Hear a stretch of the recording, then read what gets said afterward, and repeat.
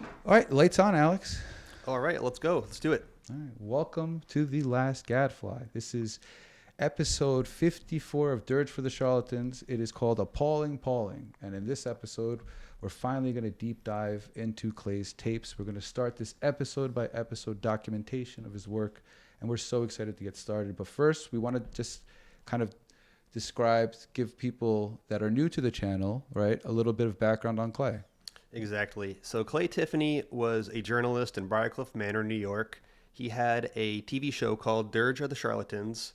And on this show, he would call out corruption. He would call out cops and judges, anyone that he thought wasn't doing a good job of representing our society and our government. Right, exactly. And just so you guys understand, he's going to call out one cop in particular often, and his name is Nicholas Tartaglione. Now, Clay Tiffany died in 2015, and Nicholas was a subject of his reporting for many, many years. And we're going to really get into why. But Nicholas, in 2016, a year after Clay died, was convicted of a quadruple homicide in furtherance of his cocaine empire, which is why many of you were brought to this channel in the first place, to find out more about his story and Clay's interactions with him. This episode in particular really does focus on Pawling, New York, and focuses on Nick's transfer from that particular police department. Now, we're going to let the video play soon, but it's just important that we provide kind of a framework for the new listeners and maybe the people that aren't so acquainted with him, right? And it's important to remember that Clay was a victim of Tartaglione himself, and I think that's what made it so personal to him. Absolutely, yeah. And also, we're going to really see in the first moment, Clay always starts off his episodes with a quote, and these quotes are very personal to him. You see, he kind of smirks into the camera after he says one that he really likes. So he does this with every episode. So we're going to let the tape play now, and welcome to Dirge for the Charlatans. I'm so excited to finally see it. Here it is.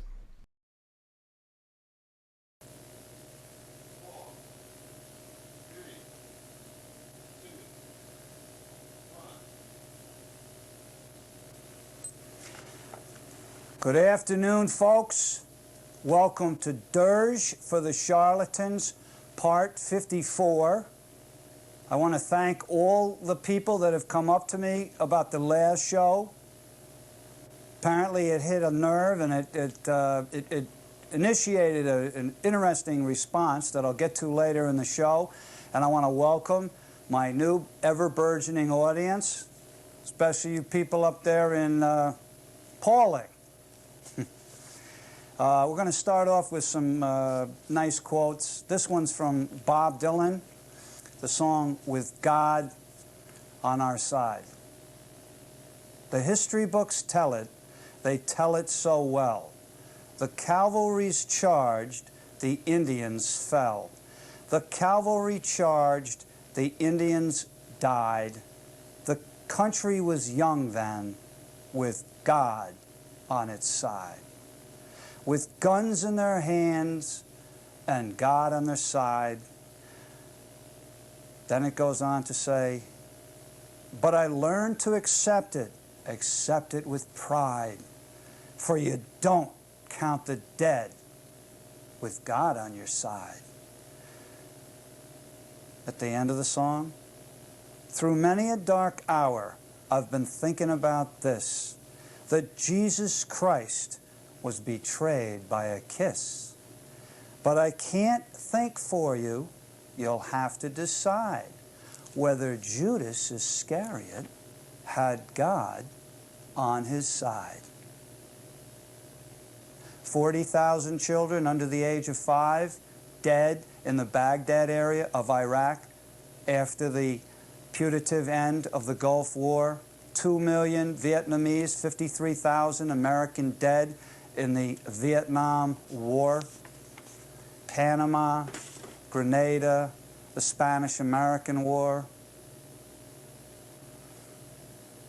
Here's an interesting quote from a U.S. Senator Garfield, later a U.S. President, whose statement I do not agree with. How about you? There is no such thing as unemployment. There are only workers who are too demanding. Hey, congratulations to the UPS strikers and the Teamsters Union. And just the opposite to all of you scabs and scoundrels that got in the trucks during the strike by the workers. As Joe Hill said, don't mourn, organize. All right, we're going to go to the First Amendment, which some of these governments around do not realize is part of the ultimate law in the United States, our country. Congress shall make no law abridging the freedom of speech or of the press. 14th Amendment, part of it says, nor deny to any person within its jurisdiction the equal protection of the laws. Thomas Jefferson. You think about the way that ADA Cherico, under the so-called leadership of ADA Lynn Farrell and DA Jeanine Pirro, how they're treating my Dirge for the Charlatans shows. Thomas Jefferson said, our liberty depends on freedom of the press, and that cannot be limited without being lost. I should say so. We have a quote here from Judge Murray Gurfein. In the Pentagon Papers case, here he goes. See if you agree. The security of the nation is not at the ramparts alone. Security also lies in the value of our free institutions, like Dirge for the Charlatans, a cantankerous press, an obstinate press, a ubiquitous press, members of the low IQ club don't have time, must be suffered by those in authority in order to preserve the even greater values of freedom of expression and the right of the people, you out there, to know. And I certainly inform you on things that you didn't know about, don't I? It is not merely the opinion of the editorial writer or the columnist which is protected by the First Amendment. It is the free flow of information, as on Dirge for the Charlatans, so that the public, you, will be informed about the government and its actions. And last, before we get on to the sordid saga of Nick Tartaglione and some revelations up there in Pawling, that wonderful little hamlet that Nick Tartaglione and some other perfidious rogue cops invaded in the last few years? That's right. The sordid saga of rogue cop, criminal cop, Nick Tartaglione continues. Anyway, did you know that John Peter Zenger was one of the first heroes of New York State?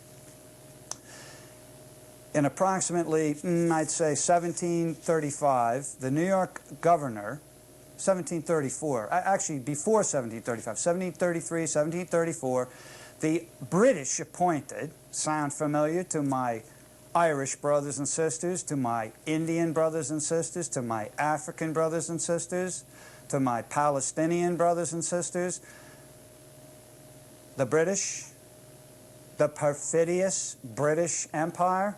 Anyway, the New York governor, appointed not by the British, not elected by the people, was corrupt. What a surprise. The editor, John Peter Zenger, exposed and satirized the governor. Sound familiar? The governor 2 times had the sheriff summon grand juries to try to nail John Peter Zenger, the editor. Sound familiar? The way that Jeanine Pirro's office has tried to get me. 2 false arrests. The second one I proved. The Briarcliff cops perjured themselves. And ADA Michelle Graffio laughed at me and said, go to the police. even though the police said it go to the DA's office. Jeanine Pirro protects corrupt cops. Yeah, think about that when she tries to run for senator or something. Anyway, both times the grand juries refused to indict John Peter Zenger. Then the governor had the corrupt attorney general charge Zenger with, quote, false, scandalous, seditious libel. Zenger was jailed. Zenger didn't have much money, so he stayed in jail from November until his trial, July 30th, 1735. That's a long time to be in jail, from November to the end of July in 1735. Anyway, the perfidious governor, William Cosby, British appointed, of course, was trying to nail this great editor who was telling the truth and, satirizing the powers that be. Alexander Hamilton defended John Peter Zenger. In those days, the laws of England precluded truth as a defense for libel. Hamilton was refused by Judge Delancey to prove that the articles were true, but the jury got the point. In other words, the stuff that Zenger was writing was true. Nowadays, truth is a defense in a libel case, which is why those people that pretend that they want to go after me don't. Because if they sued me, then I would win damages because I'm telling the truth to you about them. Anyway, Hamilton appealed to the jury. The Attorney General and the judge were repeatedly cutting him off as he made his wonderful speech to the jury. The end of the story? It's a good ending. Not guilty. All right, on to the sordid saga of Nick Tartaglione. Remember Nick Tartaglione? Police sources and others have informed me that Nick has been a cop in less than 5 years approximately in Mount Vernon, Yonkers, Pawling, and Briarcliff, New York. Nick had to leave Yonkers because of illegal activity involving him and his family, according to a police source. In Briarcliff, Nick threatened a reporter, your investigative reporter, Clay Tiffany, made racist comments to me, said he was connected to the mob, the mafia, and could have me taken care of. Then he sent me to the hospital with his brutal treatment of me. Also, as a Briarcliff cop, Nick harassed and intimidated a 26-year-old woman at the scene of an accident, scared her so much, and said he'd make sure the accident report, so he coerced her under mental duress into giving him her phone number. Has that happened to any women up there in Pawling or down there in Yonkers or anywhere else like Mount Vernon? Please write Clay Tiffany, P.O. Box 306, Briarcliff, New York, 10510. Anyway, this woman who has repeatedly referred to Nick Tartaglione as a psycho felt that she could not do anything but give him her phone number. 3 days later, Nick Tartaglione harassed her mother, and her stepfather for months with repeated phone calls, according to my sources. It only ended when this woman told alleged Detective Pugliese of Briarcliff that she wasn't pressing charges at this time because she feels that Nick Tartaglione is a psycho. Anybody up there in Pawling feel the same way about Nick Tartaglione? And that he would retaliate against her, her family, or her friends, or all of the above. Has Nick Tartaglione harassed you? Please write. Remember how Briarcliff trustee Peter Burrows said Nick had been recommended by Pawling and that Nick is a good cop? It turns out that Nick's pals up there in Pawling are going down one by one. The police commissioner, Michael Carpentieri, left Mount Vernon just before 8 other Mount Vernon detectives, according to my sources, approximately 8, were busted in a federal drug sting for taking money from what they thought were drug dealers. Up in Pawling, Carpentieri was in charge of a very corrupt, albeit tiny, police force. He resigned this spring 1997. Robert Davis, appalling cop, is under house arrest. House arrest, people, okay? This is the police force that Nick Tartaglione came from. Oh, but he's only under house arrest for, at the present moment, 4 felony charges and 1 Class A misdemeanor.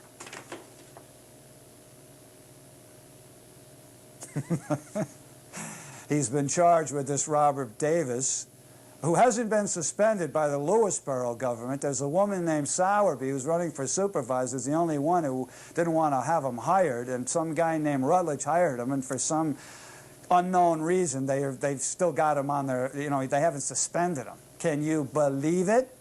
Bethel has suspended another cop that got busted, Robert Durkin. But let's go back to Davis. Burglary, 2nd degree. Criminal impersonation, 1st degree. Criminal impersonation, 2nd degree. Insurance fraud. Those are all felonies, and counts of... No, those are all felonies except for the 2nd degree criminal impersonation, and another felony, counts of offering of false information for filing. State Attorney General, okay, hey, somebody that's going after cops, unlike Janine Pirro, who has protected the cop who shot 13 times at Angelo Spasta. I believe the man's name is Braccia in Portchester. The boy, the little child, 15 years old, was out on a joyride.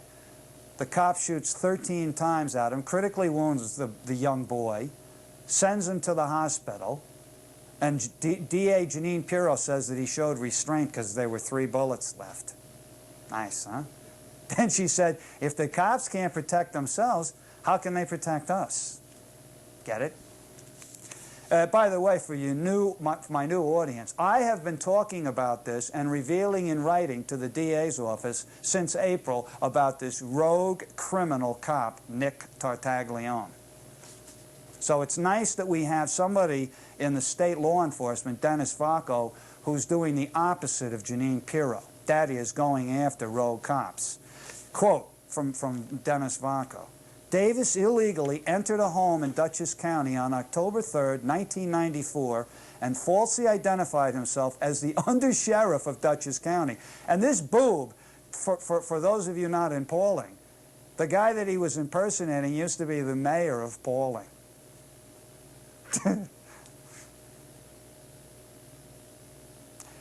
Then he says, with intent to induce another to submit to such pretended authority, and in the course of such pretense, committed or attempted to commit a felony. Get it? Davis is also alleged to have been on disability while performing normal duties as a Pawling cop. Davis received disability payments totaling over $3,000. Any one of these things should put him in jail. Davis is also alleged to have filed a false claim with an insurance company, along with a phony accident report to the Appalling Police Department that claimed that he, Davis, was driving a vehicle in an accident. However, the Attorney General's office states, quote, in fact, his son, who had 3 prior accidents before the crash in question, was the person driving the vehicle at the time of the accident, unquote. Unlike ADAs Lynn Farrell and John Cherico and DA Janine Pirro, who have protected and advocated unconstitutionally for the perfidious Nick Tartaglione, State Attorney General Dennis Vacco has gone after, to his credit, these rogue Pawling cops. Vacco stated, quote, tell me if you don't agree with this quote, through his trickery and deceit, meaning Robert Davis, ex-Pawling policeman, oh, by the way, who's filing along with Nick Tartaglione and a suspended without pay cop, woman cop, Heidi Gerasi. They have the unmitigated goal to be filing a suit against Pawling and entities therein. I don't think they're going to win. Anyway, Vacco says, through his trickery and deceit, this police officer has disgraced his badge, I should say. What about you? and now must face the consequences of his lawbreaking. The Attorney General's office also indicted 2 other Pawling cops. According to sources, both of these cops were good pals with Nick Tartaglione when they were all Pawling cops. They were all Pawling cops at the same time, along with Davis and others. What an appalling thought for Pawling. Pawling police officers Robert Durkin and Sean McCarthy, both cops' sons, interestingly enough, were charged with, quote, tampering with physical evidence by allegedly taking a chuck-a-stick, a banned martial arts weapon that had been confiscated during an investigation into a domestic violence incident in Pawling on September 7th, 1996.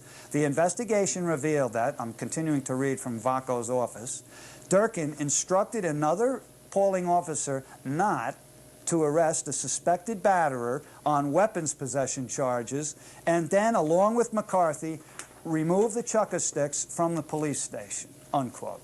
Dennis Vaco continues, Durkin was also charged with attempted tampering with physical evidence arising from an October 10th, 1996 incident.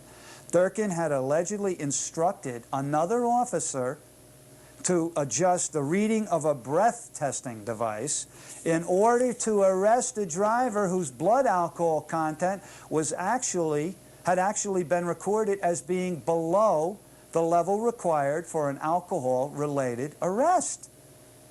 So that means everybody out there also has to worry about road cops when they stop you and you take a breathalyzer test, rigging the results. Remember the quotes at the beginning of the show? See why my show is necessary? Durkin has been, for you Pawling people, I have been revealing stuff like this, including an incident that happened in Pleasantville, New York, where a cop whacked a guy from Greenwich. His car whacked a guy from Greenwich's car, and 2 Pleasantville cops tried to frame the guy from Greenwich with DWI, even after he tested 0.0 on a breathalyzer test. Bad cop, Artie Glass. The cop that hit him, a Dobbs Ferry cop named Michael Spetta-Larry. Anyway, Durkin has been identified by numerous sources as he was a real buddy of rogue cop Nick Tartaglione. In fact, they seem to feed off of each other in their pseudo-macho posturings and arrogance. Oh, by the way, quote for the day, I was right up until the deadline of this show doing research upstate, and here is a wonderful quote in my opinion. How do you think about this quote? Nick Tartaglione is being described as a bully on steroids. Get the picture? Hey, Nick, how come you lost so much weight when you left Pawling? Anybody have any ideas? You guys hear that? I think Clay was on to Tartaglione's drug use and drug empire about 19 years before he got arrested for the quadruple murder and the unraveling of his empire. Also, if you look at this guy, he's freaking gigantic. I'm not an expert, but it looks like he's on steroids. What do you guys think? His steroids are on steroids. This guy is so obviously on a million drugs. If you put a sticker on his back, there'd be no way he could reach it. He's gigantic. And he's like in his 40s here, I think. He's probably aged 20 years because of all the drugs he took. But how cool and how just like sharp Clay was. 97, right? And he's already on top of Tartaglione. And he already knows exactly who he is and what he's about. It's kind of phenomenal. Yeah, I think he saw right through BS and anyone that kind of was a net negative on our communities. Yeah, I also wonder, and we're going to uncover this through the research, right? Because we have a few earlier episodes that are being digitized now. This is 97. A large bulk of his work that the popularization of his work was a little bit in the future, but a lot of these early episodes really set the tone for how Clay investigates his subjects. I think it's pretty phenomenal work, to be honest with you. It is. And just to talk about who this Nicholas Tartaglione guy was in his career, he graduated from the police academy in Westchester in 93. He began working at the Mount Vernon Police Department after that, and then got transferred to Yonkers in 94, but resigned after 13 weeks, which is kind of weird. In 95, he joined the Pawling Police Department, and he worked with the K-9 unit. In 96, he joined the Briarcliff Police Department, and I think that's probably where Clay encountered him, unfortunately. Right. And then him and 4 other ex-officers were forced to resign after they tried to create a police union, which, you know what, I'm glad it failed. Police unions are kind of messed up. Right. They create things like qualified immunity and all sorts of things that Clay probably would have hated. Right, and I think a big part of what he's talking about is the difficulty in actually firing police officers, right? And this is a good example. Tartaglione, without getting too specific, because there are cases of Tartaglione getting cited for helping. There was one case, and I'm going to bring up the actual documentation that Clay talked about, where he helped a girl get out of a DUI. He got in trouble for that. And he got in trouble for a lot of other stuff with fellow officers that involved in cover-ups. And that's really what Clay's talking about. He names, I think, 3 or 4 different officers in the Pawling segment.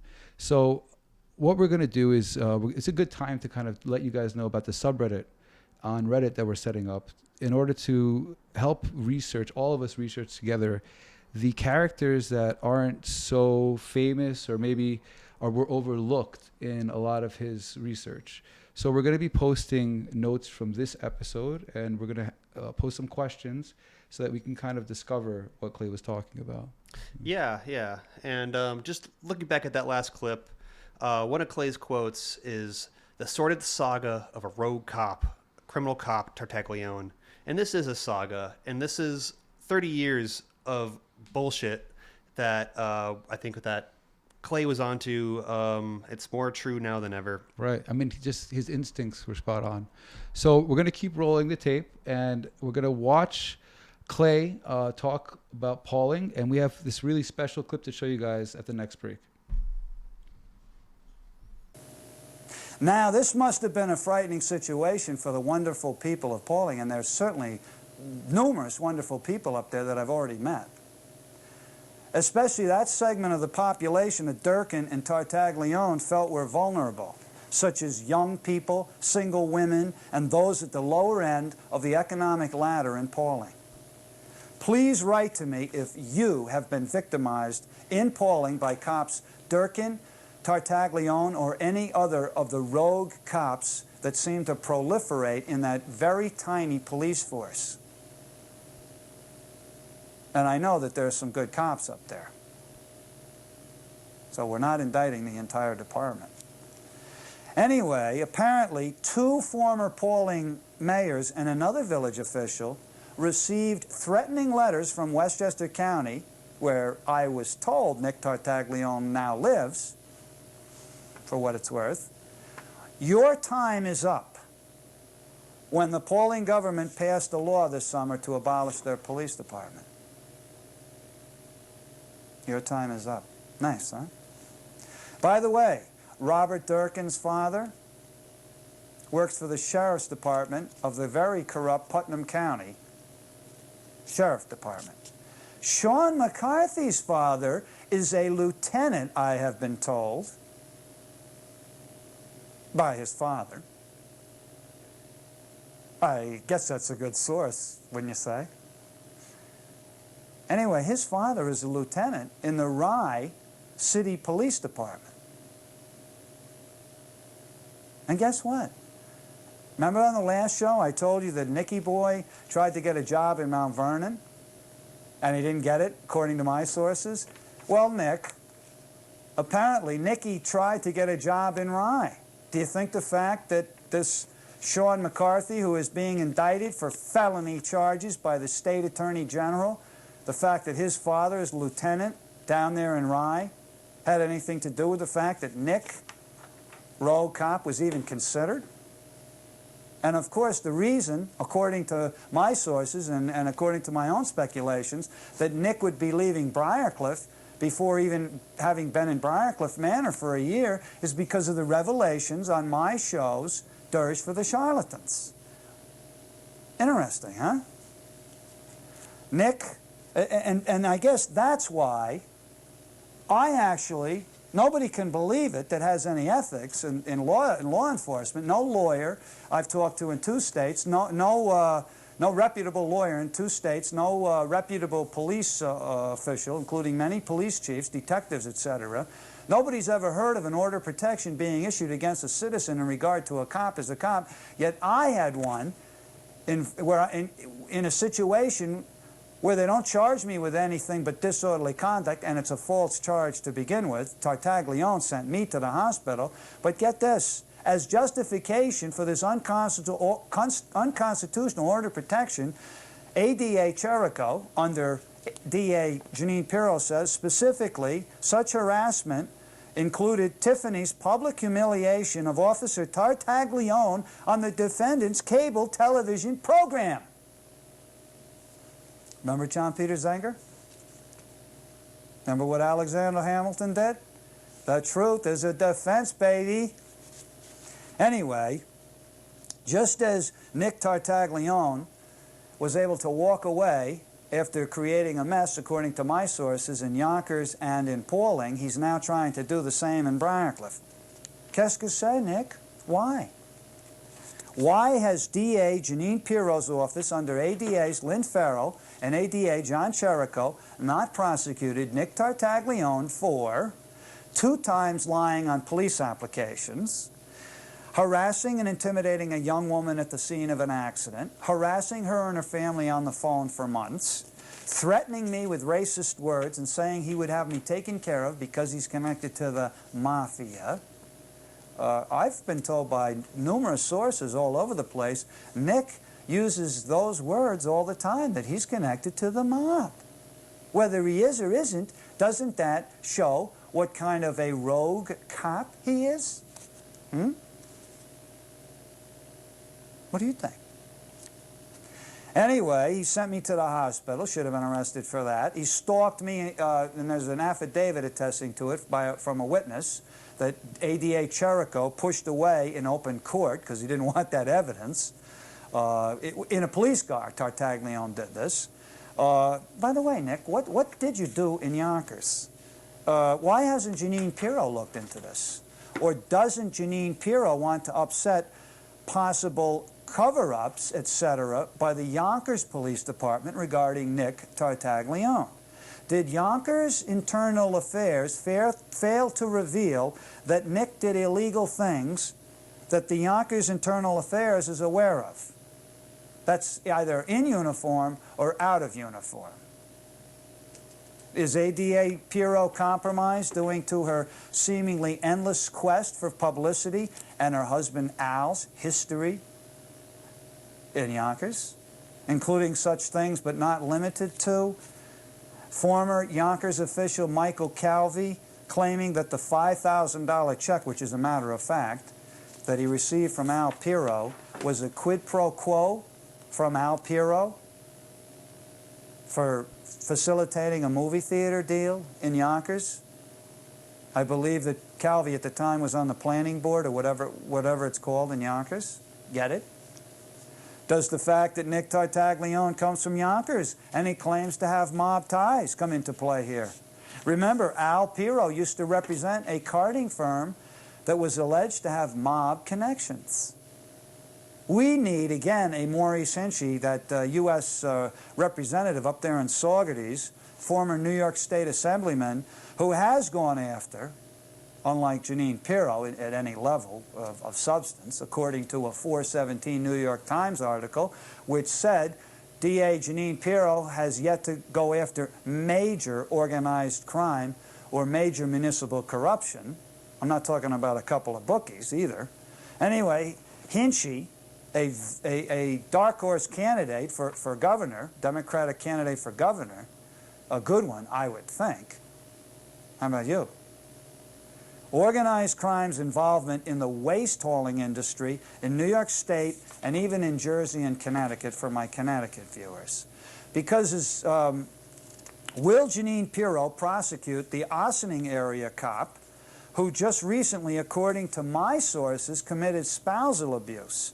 How about the apparent cover-up, which will be later on in the show, we'll go into it more in depth, led by Lieutenant Cortuccio, who is also the divorce attorney for this alleged wife-beater, Ossining area cop, whose wife called up the Village of Ossining police force. They came, they took a report, they took pictures of what she said were bruises caused by her husband's pummeling her, pushing her.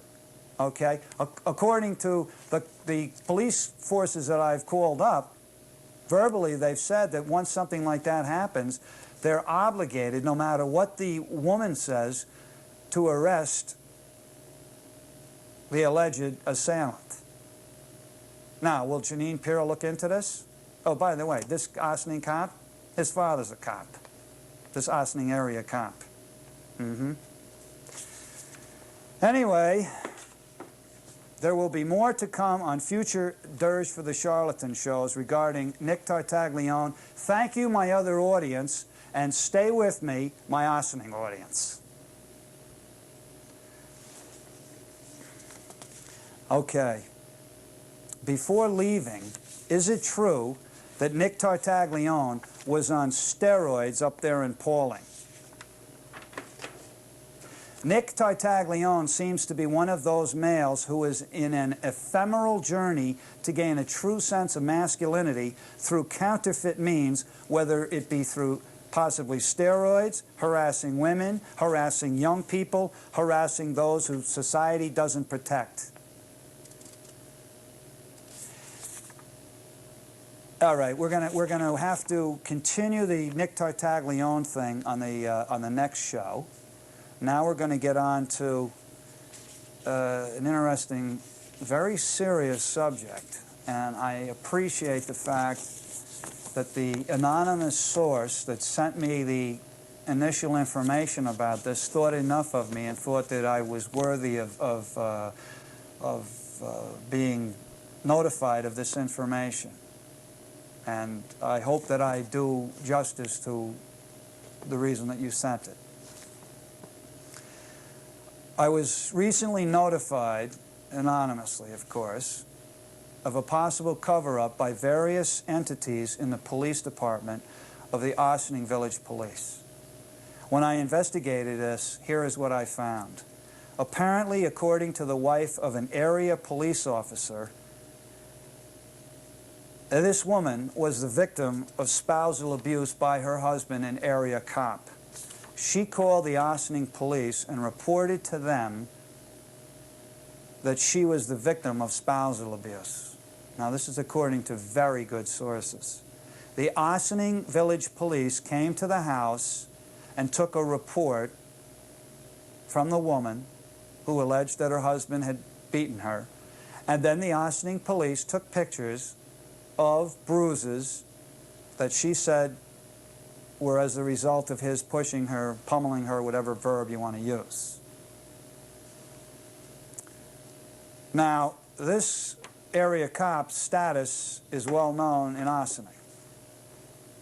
The Ossining Village cops, even though they took the report, the woman verbally said that she'd been a victim of spousal abuse, and they saw bruises, which, according to my sources, they took pictures of, all right? They took pictures of these bruises. They did not arrest this Ossining area cop.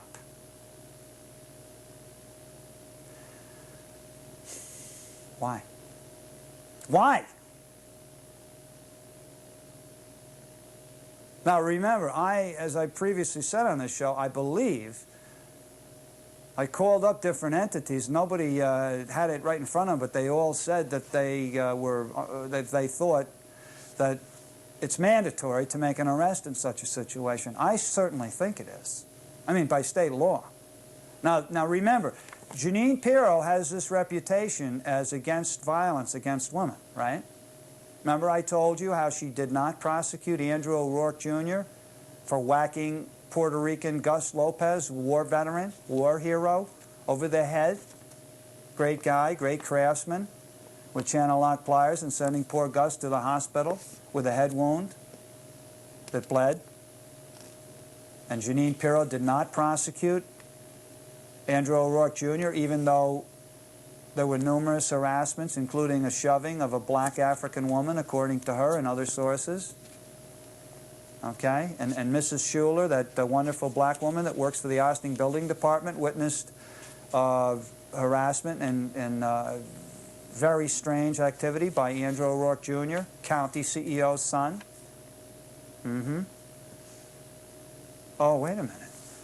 Are black African women not to be protected by DA Jeanine Pirro if they're shoved around by Republicans? Are wife beaters to be protected by DA Jeanine Pirro? You know, this stuff is starting to get sickening, how much it's adding up. And I mean, I really, you know, I think about all the rest of the county that I don't have access to yet. Anyway, according to my sources, the New York State Violence Against Women Act that was passed in 1995 mandates that if the police have reason to believe that a domestic violence crime has been committed, the police then have to make an arrest. Even if the woman or man, whatever sex the victim is, decides they don't want to file charges. Because Pirro is always talking about women, but men are victims of domestic violence, and so are male and female children.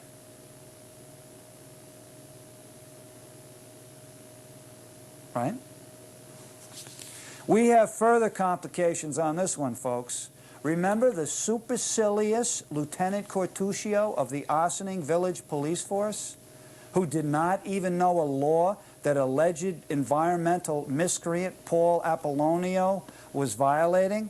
Paul Apollonio, father of a son who made the racist remark to your investigative reporter, Clay Tiffany, about these, quote, Section 8 people, unquote. That Paul Apollonio, that family. Anyway, Lieutenant Cortuccio, who never properly investigated the assault of a man who was protecting a 9 or 10 or 11-year-old black youth down there in the community center, who was being mauled by a worker. Lieutenant Cortuccio, who for some reason is allowed to practice law even though he's a lieutenant in the Ossining Village Police Force. Oh, wait a minute. Excuse me. You want to slow down. You want me to say that again? That's right. Lieutenant Cortuccio is a practicing lawyer in the village of Ossining, even though he's a full-time paid Ossining cop, village cop.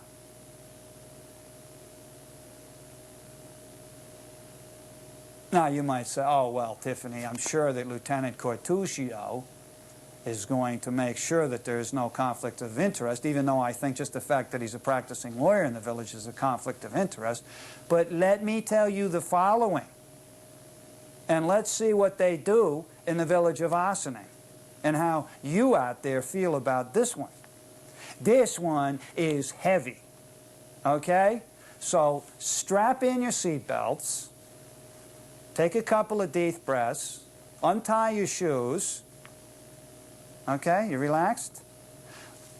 This Lieutenant Cortuccio, it's quite possible that he was in charge at the time of this complaint filed by this wife of an area Ossining cop about spousal abuse committed against her.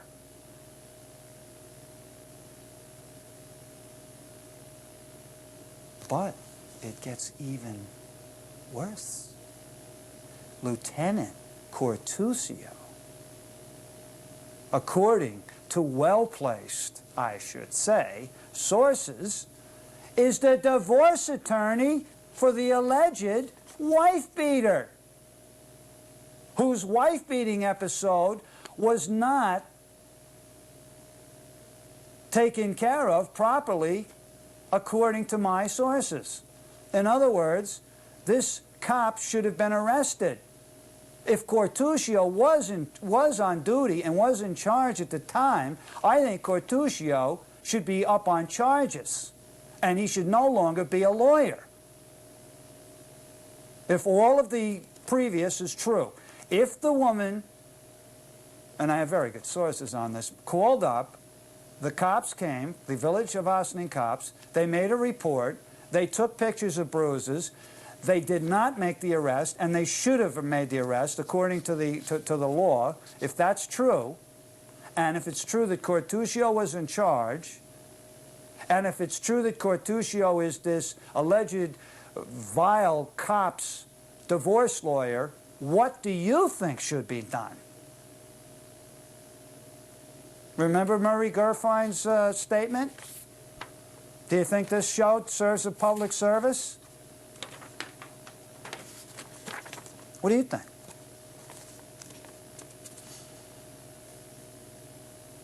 And once again, I'm going to ask, where is DA Janine Pirro, ADA Lynn Farrell, ADA John Cherico, or is spousal abuse okay if it's done by a cop? Especially if the cop is probably a right-wing Republican.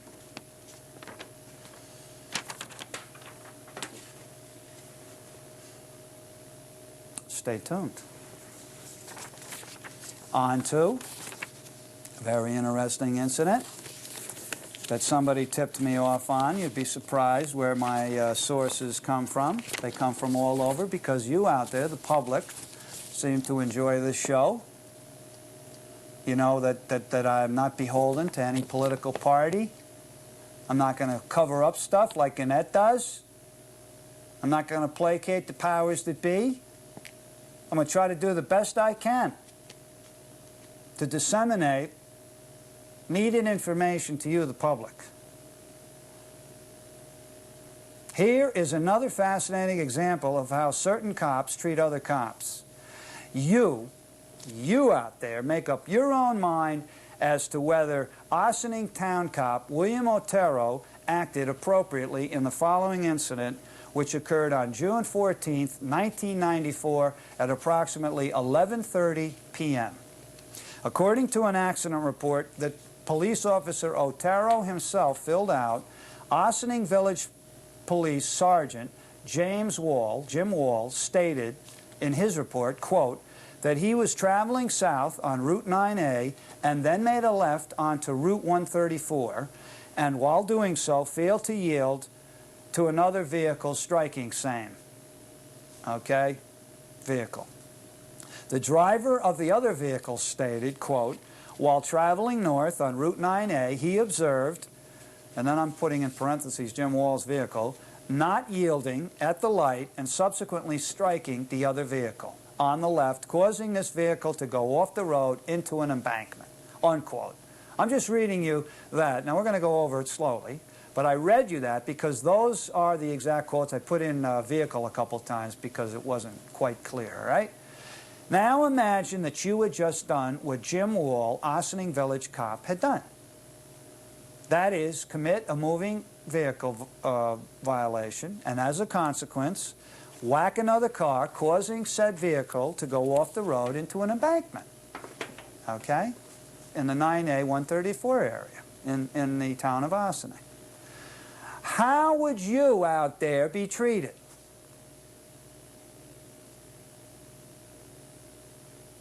See if you feel that town police officer Otero handled this accident correctly. According to Ossining Town Cop William Otero's own report now, quote, this officer, meaning Otero, while on the scene smelled an odor of an alcoholic beverage on the breath of driver number 2. Here he means Jim Wall. Okay, so he smells alcohol on Wall's breath. All right? An alcohol sensor test was administered which indicated a presence of alcohol. And then he goes on to write, however, my observations of driver number 2, meaning Sergeant Wall, were such that led me to the conclusion that driver number 2 was not intoxicated. Then he says some MV 104A filed indicating alcohol involvement and failure to yield by driver number 2, meaning Sergeant Wall. Juxtapose, in other words, Wall smelled like he was drinking. A field test was administered, which indicated that he had alcohol in his blood. All right, I assume that that's what the alcohol sensor does. All right, and yet Otero did not give him a breathalyzer test. Juxtapose this magnanimous treatment by town cop William Otero, a fellow cop who had been drinking, Sergeant Jim Wall, to the aforementioned episode on a previous Dirge for the Charlatans of the episode in Pleasantville when after Dobbs Ferry cop, remember Mike Spedalari, I said it previously in this show, whacks a guy's car from Greenwich. Artie Glass and a guy, I think a cop named Schleppel, come to the scene. They try to frame the guy from Greenwich with a DWI charge or some such, intoxication while driving, something like that. The guy tests 0.0 on the breathalyzer test. Fortunately, they didn't cheat like the allegation is about this rogue cop up there in Pawling, Durkin, Robert Durkin, friend of Nick Tartaglione, all right? And anyway, they tried to frame this guy, and because he had the great Greenwich lawyer, Phil Russell, he won in court and he won a settlement, I've been told. But what about the rest of us? If you win, you still lose because you have to go through the turmoil of going through the criminal system. And you probably have to pay a lawyer. And why didn't anything happen to Glass or Spedalari? I'm going to find out if anything did. I don't think anything has been done to them. Or Schleppel. Okay? Anyway, did police officer Otero find out from witnesses how much alcohol Sergeant Wall had been drinking just prior to this accident? In other words, did he go where Wall came from? A rhetorical question, I might add. This type of cavalier treatment of a cop by a cop is all too often the case. Was there similar treatment of the Ossining cop who drove a vehicle that killed a Pace student that was walking home from the downtown village to Pace College a few years ago? Remember this Ossining cop? I believe his name is James Montague. According to my sources, was not even tested for DWI the night of the accident. Why?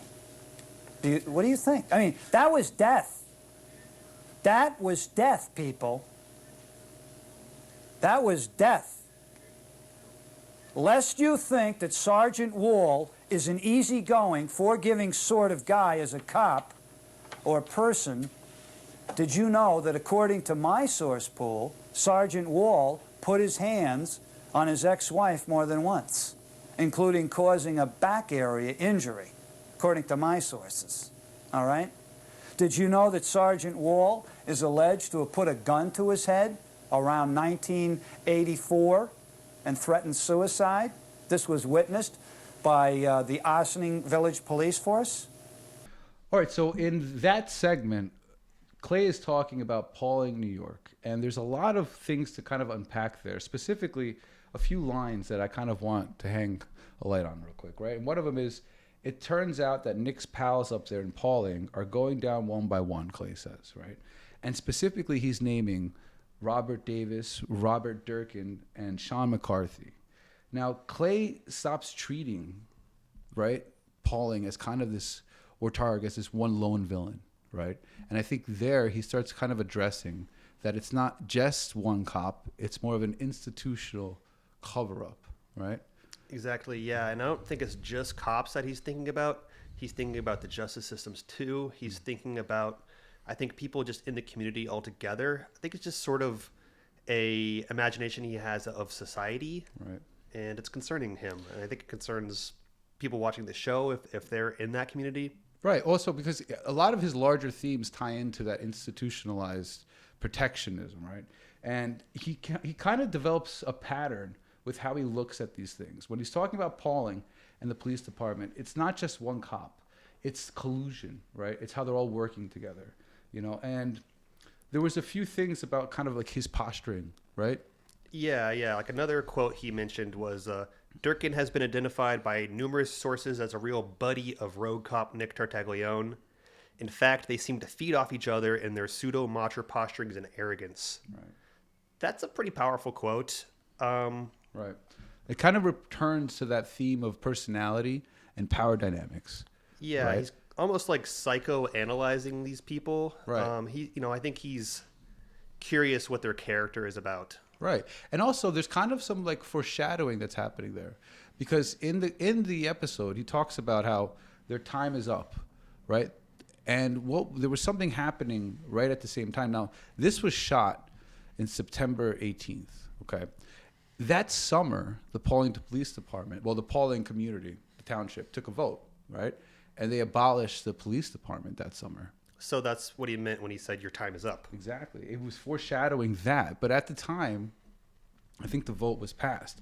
And what's really interesting is how, he's alluding to it without kind of hammering in on it, which kind of talks about even after the fact that the police department was dissolved, he still felt some lingering tension over that, obviously for good reason. In retrospect, he was completely correct.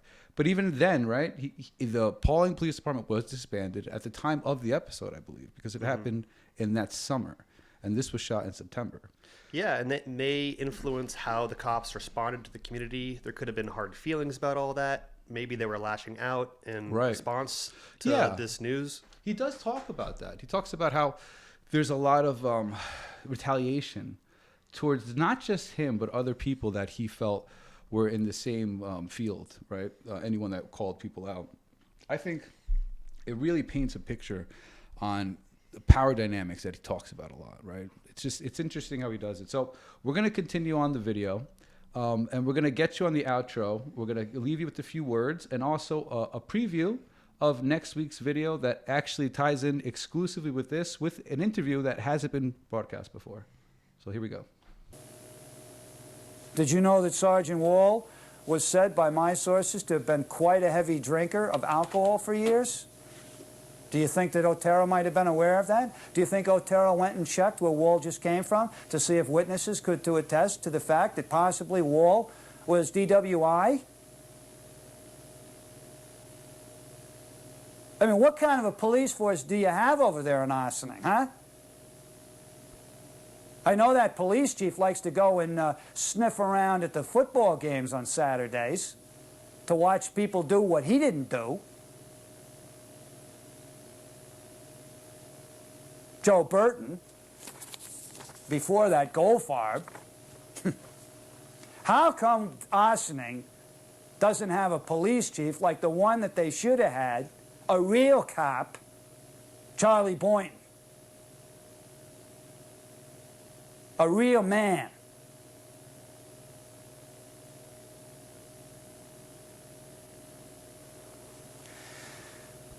During all those years of heavy drinking, according to my sources, I actually saw Wall drinking once, at least once. Is it possible that Wall drove while under the influence of alcohol? How many times is it possible? Something for all you dare kiddies to think about. By the way, are the reports I keep getting true that Ossining cops are imbibing the drug alcohol in quantities over the limit at such establishments as the Atlantic Bar and then driving away?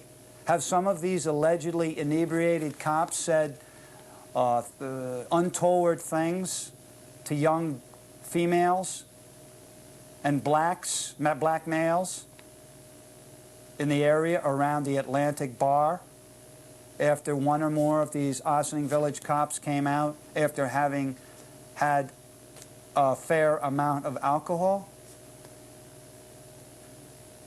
Did they then drive off, these Ossining Village cops, from the Atlantic Bar or other area bars after having had more than the legally permissible amount of alcohol?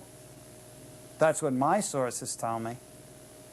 Did Sergeant James Wall make known to the anti-death penalty demonstration organizer Lynn Gannett Wall's antipathy to this Christian activity and very civilized demonstration near Sing Sing prison? when Sergeant Wall was on duty working as a part of a police escort for the very non-violent anti-death penalty marchers? Would Jesus Christ have been marching with Lynn Gannett and the anti-death penalty people? Remember, Christ was a victim of the death penalty.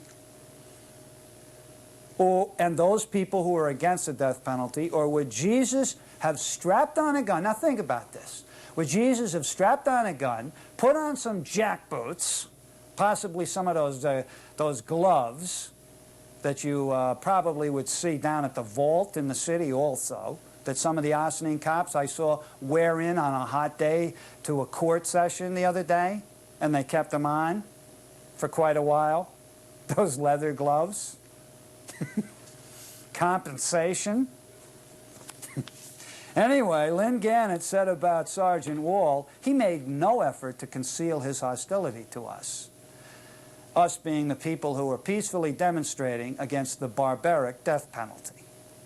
How is it that Sergeant Wall found probable cause to arrest Lynn Gannett, animal rights activist, for harassment, just the opposite of Kathy Pacquiana with her $10,000 or so Russian lynx coat? How many Russian lynx were killed so that Kathy Pacquiana could pretend that she's got class?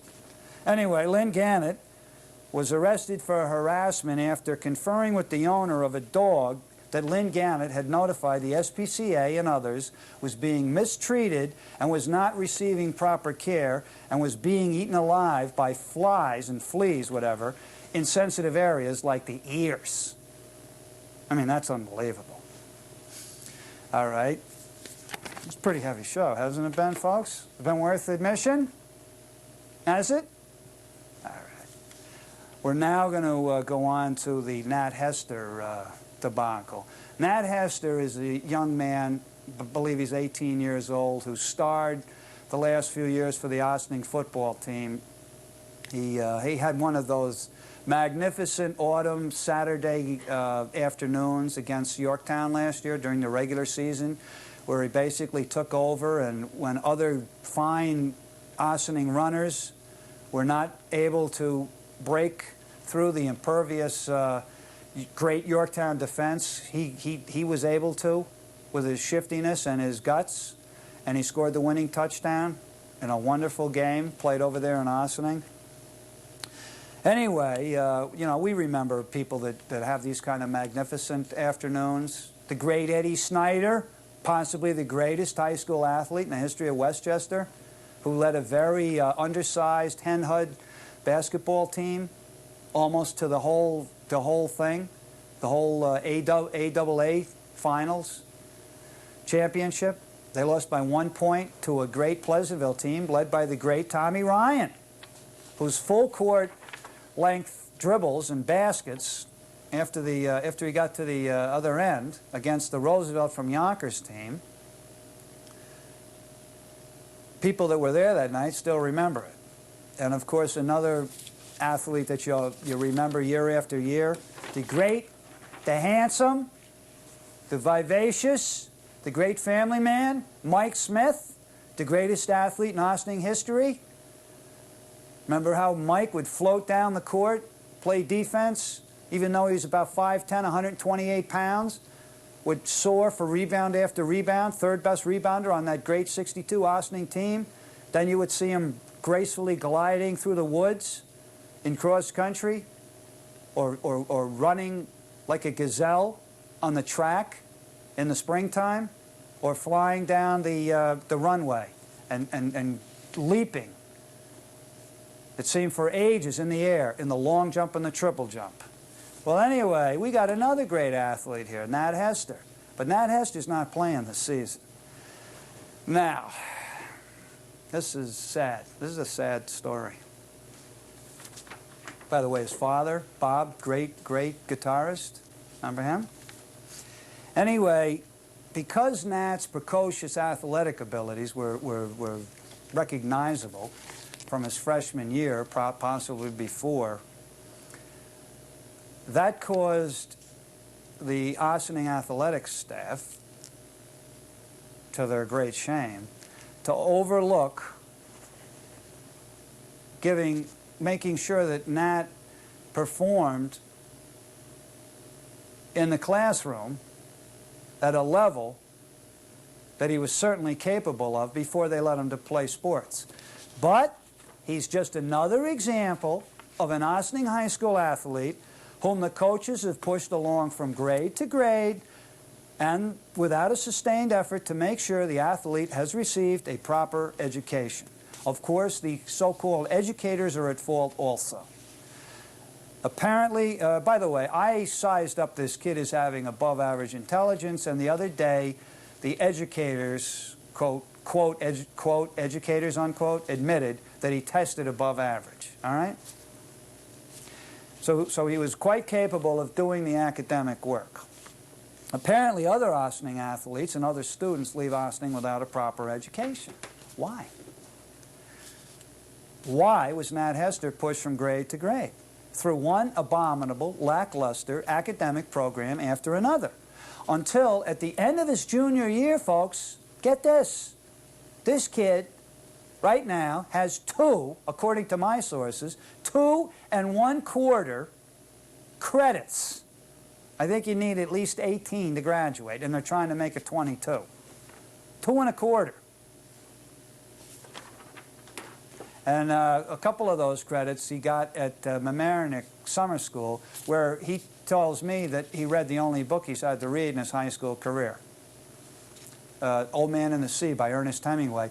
Which book, a woman from a thing called advocacy, some advocacy group, she said, oh, Old Man and the Sea. That was written by, and she gives some author that was not Ernest Hemingway.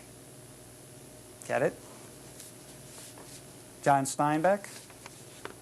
Anyway, why was Nat Hester allowed to play king football for the faux educator, Joe Veriano, the Ossining football coach? Why was Veriano allowing Hester to play varsity football as a sophomore and a junior? And he would have played this year, folks. I guarantee you, he would have played this year if he hadn't had an incident involving himself and Joe Veriano. Okay?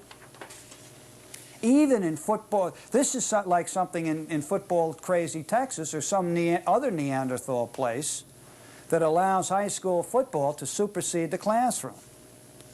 Remember, your investigative reporter assures you that Nat Hester had the requisite capacity to pass these courses. All right? Yet he was trotted out as a piece of meat Saturday after Saturday by Coach Veriano and the athletic staff so that they could live vicariously through Nat Hester's body. Include all the jock sniffers who seem to believe that close proximity to their athletic superiors, and probably their betters in terms of raw courage, also will make these jock sniffers somehow complete in their own sense of failed masculinity. We have all observed these grown men who appear to venerate high school football players as long as their limbs hold out. Because let an injury or some other misfortune occur to the athlete, and he or she will soon learn how fleeting the sense of caring is from these adults, these blood-sucking parasites. Anyway, we're starting to run out of time, and I want to get to the crux of the matter. And the crux of the matter is that Joe Veriano, in the off-season, made his weightlifting program for the football team mandatory, according to Joe Veriano, according to Nat Hester, and according to Coach, Athletic Director Tom Coyone. Now, the state law says that off-season programs cannot be mandatory. But what's the state law? Okay? I'm going to read you a letter dated February 25th 1997 from Kione to Hester. In addition, Coach Veriano has expressed his disappointment with your lack of attendance at his after-school weight training sessions. He has informed me that if he does not see an improvement in your attendance immediately, he will be not interested in your participation as a member of the 1997 team. Nat, by now you should know Coach Veriano means business and is quite serious about this. And here's the key sentence. If you do not attend Coach V's weightlifting session, he will not allow you out for the team, regardless of your academic situation, to be continued, as my great friend Eli Strand says. See you later, and keep thinking.